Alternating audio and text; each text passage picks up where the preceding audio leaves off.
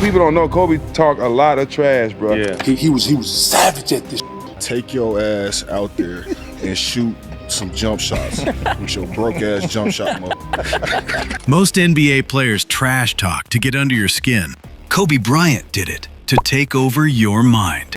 He wasn't interested in winning an argument. He wanted you questioning every decision you made, doubting every move before the game was even over. That's why, years later, NBA legends still tell stories about facing Kobe, not because of his scoring, but because of what he said before he scored. And as you'll see, some of his most brutal lines weren't even insults. That's a foul all day long.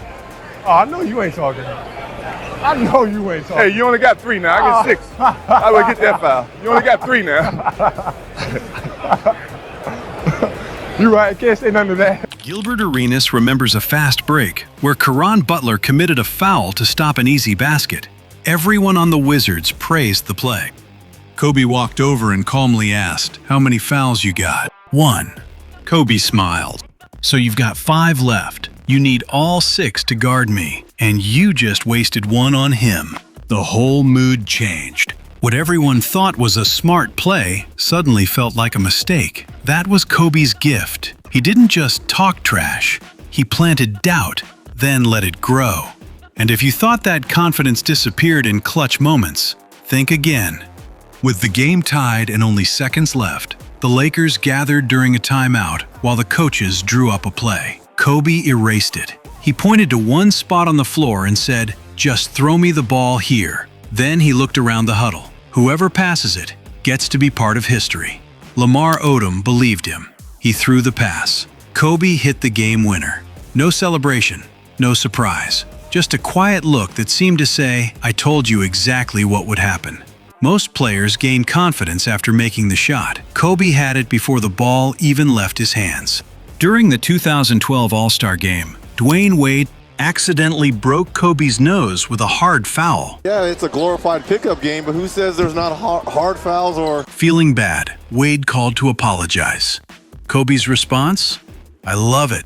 Then he added, "I'll see you in a couple of days." When the Lakers faced Miami after the break, Kobe played with a mask and with another level of intensity. Wade later confessed Kobe made him pay all game long. You know, I'm not didn't maliciously do it. I called him and I said, "Yo, Kobe." He was like, "Bro, I love it." Not because he was angry, because Kobe loved having another challenge to conquer. And his teammates knew that when Kobe made a promise, he usually kept it. Lou Williams says Kobe loved making bold predictions. Against Denver, Will Barton scored 25 points in the first half. At halftime, Kobe simply said, "I'm guarding him. He won't exist in the second half." It sounded impossible. Barton scored only 2 more points. Another time, Kobe told teammates he'd figured out how to slow down a young Stephen Curry. He explained that Curry disliked defenders shading him from one specific angle. The second half started. Kobe defended him exactly that way, and Curry struggled. That's when Lou Williams stopped being surprised. Kobe didn't talk because he hoped he was right. He talked because he'd already done the homework. Every matchup was studied. Every weakness was memorized. Every prediction had a plan behind it. And that's what made his trash talk terrifying. Because the words were only the warning. The punishment usually came afterward. DeMar DeRozan grew up idolizing Kobe. Like many young players, he even wore Kobe's signature shoes whenever they played. Then, another NBA legend gave him some advice. If you're playing Kobe, don't wear his shoes. So DeRozan switched to Jordans. The moment Kobe saw him, he looked down and asked, "What are those?" That was it. No speech, no yelling, just disappointment. Kobe went on to dominate the game. After DeRozan's team briefly took the lead late, Kobe walked past and calmly said, "You left me too much time." Seconds later, he hit the game winner. As he walked off the court, he delivered one final line, "Don't wear those again." DeRozan says he never wore Jordans against Kobe after that. But as brutal as that was, Kobe sometimes didn't even need English to get inside your head. Most players study film. Kobe studied people. Luka Doncic remembers being shocked when Kobe started talking trash to him in Slovenian. Tony Parker had the same experience in French. Yusuf Nurkic couldn't believe it when Kobe cursed at him in Bosnian during free throws.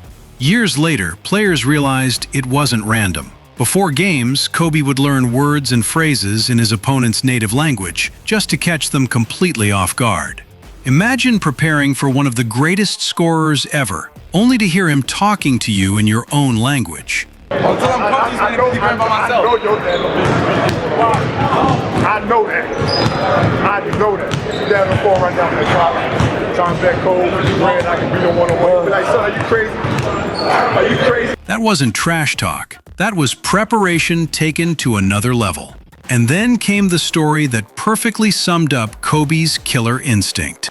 Iman Shumpert thought he was having one of the best nights of his career. He'd forced turnovers, made big plays, even stolen the ball from Kobe multiple times. As the fourth quarter began, Kobe finally looked at him and smiled. "You had a great game, young fella." Shumpert was confused. There were still 12 minutes left. Then Kobe flipped a switch. Fadeaways, spin moves, impossible shots. One basket after another. Shumpert later admitted that's when he realized Kobe wasn't complimenting him. He was telling him his good game was over.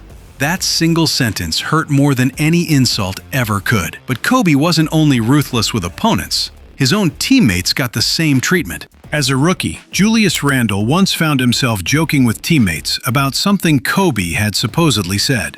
Unfortunately, Nick Young made sure Kobe heard every word. Kobe walked over, looked at Randle, and ended the conversation with one brutally honest message. "If your jumper's broken, quit talking and go fix it." Randle admitted it stung, but he also admitted he went straight to the gym afterward. That was Kobe's philosophy. If he saw a weakness, he'd point it out. Then he'd expect you to do something about it. Even veterans weren't spared. Roy Hibbert once reminded Kobe that an elbow had broken his nose during a game. Expecting an apology, he instead got a cold response. "You should have gotten out of the way." That was Kobe. No excuses, no sympathy, only competition. Matt Barnes probably understood Kobe better than almost anyone. After battling him for years, Barnes said guarding Kobe wasn't just physically exhausting, it was mentally draining.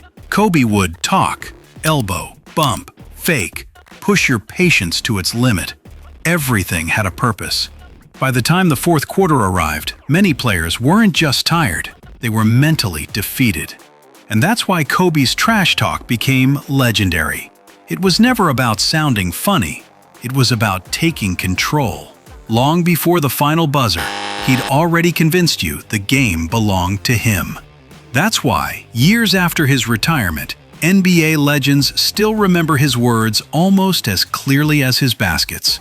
Because against Kobe Bryant, the toughest battle was never just on the scoreboard, it was inside your own head.